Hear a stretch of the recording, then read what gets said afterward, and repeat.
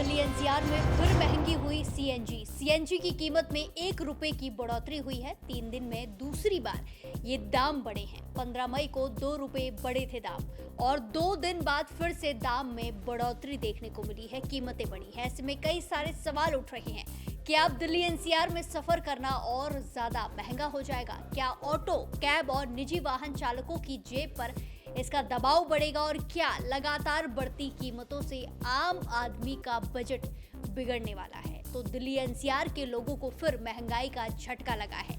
CNG के दाम एक बार फिर बढ़ गए हैं। सिर्फ 3 दिन के अंदर दूसरी बार कीमतों में इजाफा हुआ है। पहले 15 मई को 2 रुपए प्रति किलो की बढ़ोतरी हुई थी और अब 17 मई से फिर 1 रुपए प्रति किलो दाम बढ़ा दिए गए हैं। नई कीमत लागू होने के बाद दिल्ली में सीएनजी अब 80 रुपए 9 पैसे प्रति किलो हो गई है। दिल्ली एनसीआर में लगातार बढ़ रही महंगाई के बीच अब सीएनजी के दामों ने आम लोगों की चिंता और ज्यादा बढ़ा दी है। रविवार सुबह यानी कि आज 17 मई से नई दरें लागू भी हो गई है। दिल्ली में सीएनजी की कीमत 79 रुपए 9 पैसे से बढ़कर 80 रुपए 9 पैसे प्रति किलो हो गई है। वहीं नोएडा और गाजियाबाद की बात की जाए तो नोएडा और गाजियाबाद में इसकी कीमत करीब 88 रुपए 70 पैसे प्रति किलो तक पहुंच गई है। बढ़ोतरी का सबसे ज्यादा असर ऑटो चालकों, कैब ड्राइवरों और रोजाना लंबी दूरी तय करने वाले लोगों पर सीधे तौर पर पड़ने वाला है। दिल्ली एनसीआर में लाखों वाहन सीएनजी पर चलते हैं। ऐसे में लगातार दूसरी बार दाम बढ़ने से लोगों का जो महीने का बजट है वो हिल जाएगा। माना जा रहा है कि आने वाले दिनों में ऑटो और कैब का किराया भी अब बढ़ सकता है। दरअसल देश अपनी जरूरत का बड़ा हिस्सा विदेशों से प्राकृतिक गैस खरीदता है। अंतर्राष्ट्रीय बाजार में तेल और गैस की कीमतों में बढ़ोतरी देखने के बाद बढ़ने के बाद कंपनियों की लागत भी बढ़ गई है। हॉर्मुज क्षेत्र में तनाव और सप्लाई पर असर की वजह से गैस खरीदना महंगा हो गया है। कंपनियों का कहना है कि बढ़ती लागत के कारण कीमत बढ़ना जरूरी हो गया था। इसी मुद्दे पर अब राजनीति भी तेज होती नजर आ रही है। कांग्रेस ने केंद्र सरकार पर हमला बोलते हुए कहा कि चुनाव खत्म होते ही महंगाई का बोझ जनता पर डाल दिया गया है। कांग्रेस नेताओं ने सोशल मीडिया पर सरकार को घेरते हुए कहा कि कुछ ही दिनों में सीएनजी 3 रुपए महंगी कर दी गई है। बीते दिन 16 मई को दिल्ली कांग्रेस ने बढ़ती महंगाई के खिलाफ प्रदर्शन भी किया था। दिल्ली कांग्रेस अध्यक्ष देवेंद्र यादव करोल बाग में बैलगाड़ी से पेट्रोल पंप पहुंचे और बढ़ती ईंधन कीमतों के खिलाफ विरोध जताया। प्रदर्शन के दौरान कांग्रेस कार्यकर्ताओं ने पेट्रोल, डीजल और सीएनजी और दूध की बढ़ती कीमतों को लेकर सरकार के खिलाफ नारेबाजी की। वो नारेबाजी करते नजर आए। वहीं सिर्फ सीएनजी ही नहीं, पेट्रोल और डीजल की कीमतों में भी हाल के दिनों में बढ़ोतरी हुई। दिल्ली में पेट्रोल करीब 97 रुपए 77 पैसे और डीजल 90 रुपए 67 पैसे प्रति लीटर तक पहुंच चुका था। ऐसे में लोगों का कहना है कि लगातार बढ़ती महंगाई से घर का बजट संभालना मुश्किल होता जा रहा है। ताजा बढ़ोतरी के बाद पेट्रोल और डीजल की कीमतें अब मई 2022 के बाद के उच्चतम स्तर पर पहुंच गई हैं। कीमतें अप्रैल 2022 से स्थिर थी। हालांकि मार्च 2024 में लोकसभा चुनाव से ठीक पहले पेट्रोल और डीजल दोनों में 2 रुपए प्रति लीटर की एक मुश्त कटौती की गई थी।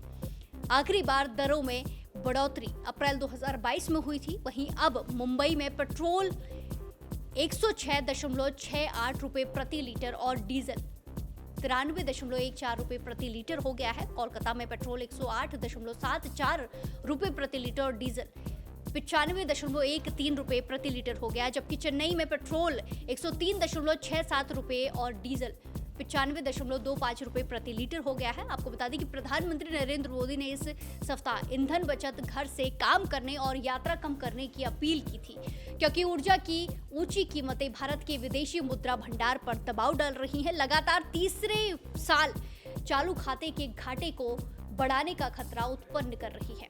कुछ राज्य सरकारों ने पहले ही विभागों के कर्मचारियों को यात्रा सीमित, लिमिटेड यात्रा करने, ऑनलाइन बैठकें करने और कर्मचारियों के साथ कार्यालय चलाने के निर्देश दिए। कम कर्मचारियों के विश्लेषकों का कहना है कि ईंधन कीमतों में वृद्धि और बचत उपायों के संयुक्त प्रभाव से मांग वृद्धि पर असर पड़ सकता है। निजी ईंधन खुदरा कंपनियों ने पहले ही कीमतें बढ़ा दी थी। नायरा एनर्जी ने मार्च में पेट्रोल 5 रुपए और डीजल 3 रुपए प्रति लीटर बढ़ाया था, जबकि शेल ने 1 अप्रैल से पेट्रोल 7.41 रुपए और डीजल 25 रुपए प्रति लीटर बढ़ाया था। बेंगलुरु में शेल पेट्रोल 119.85 रुपए प्रति लीटर और डीजल 123.52 रुपए प्रति लीटर बेचा था। बेंगलुरु में शेल पेट्रोल 119.85 रुपए प्रति लीटर और डीजल 123.52 प्रति लीटर पर बेचता है। एलपीजी की कीमतें मार्च में 60 रुपए प्रति सिलेंडर बढ़ाई गई थी, लेकिन वो अभी भी वास्तविक लागत से काफी कम है। तेल कंपनियों को 14.2 किलोग्राम के एक एलपीजी सिलेंडर पर 674 रुपए का नुकसान हो रहा है। उद्योग सूत्रों ने बताया कि ये बढ़ोतरी संतुलित है। ये तेल कंपनियों पर मुनाफा दबाव आंशिक रूप से कम करने के लिए पर्याप्त, लेकिन बड़े महंगाई के झटके से बचाने के लिए सीमित है, लिमिटेड है। दरें राज्यों में वैट के अंतर के कारण अलग अलग होती हैं। हालांकि घरों में खाना पकाने के लिए पाइपलाइन से मुहैया कराई जाने वाली प्राकृतिक गैस यानी कि पीएनजी और घरेलू खाना पकाने वाली गैस एलपीजी दोनों की कीमतों में अभी कोई बदलाव नहीं हुआ है। घरेलू रसोई गैस एलपीजी की कीमतें मार्च में 60 रुपए प्रति सिलेंडर बढ़ाई गई थी, लेकिन वो अभी भी वास्तविक लागत से काफी ज्यादा कम है। जैसे हमने आपको पहले बताया कि मार्च में ये कीमतें बढ़ी थी, जहां 14.2 किलोग्राम के एक एलपीजी सिलेंडर पर 674 रुपए का नुकसान हो रहा है। उद्योग सूत्रों ने बताया था कि ये बढ़ोतरी संतुलित है। ये तेल कंपनियों पर मुनाफा दबाव आंशिक रूप से कम करने के लिए पर्याप्त है, लेकिन बड़े महंगाई के झटके से बचाने के लिए एक सीमित उपाय है। दरअसल देश अपनी जरूरत के हिसाब से प्राकृतिक गैस का आयात 50% से ज्यादा करता है। स्ट्रेट ऑफ हॉर्मुज संकट के बाद आपूर्ति में कमी और मांग बढ़ने से गैस कंपनियों के लिए गैस खरीदना महंगा हो गया है। कंपनियों का कहना है कि अगर अब कीमतें नहीं बढ़ाई गई तो कंपनियों को भारी नुकसान झेलना पड़ सकता है, उन्हें नुकसान होगा। इसीलिए लागत का बोझ अब ग्राहकों पर डालना ही एकमात्र विकल्प रह गया है। दिल्ली एनसीआर में आईजीएल और महाराष्ट्र में एमजीएल सीएनजी और पीएनजी गैस की सप्लाई करती है। फिलहाल दिल्ली एनसीआर में सीएनजी की बढ़ती कीमतों ने आम लोगों की चिंता बढ़ा दी है। ऐसे में देखना होगा कि आगे किन किन चीजों के दाम बढ़ते हैं। आने वाले दिनों में इसका असर ट्रांसपोर्ट खर्च और रोजमर्रा की जरूरतों पर भी दिखाई देगा।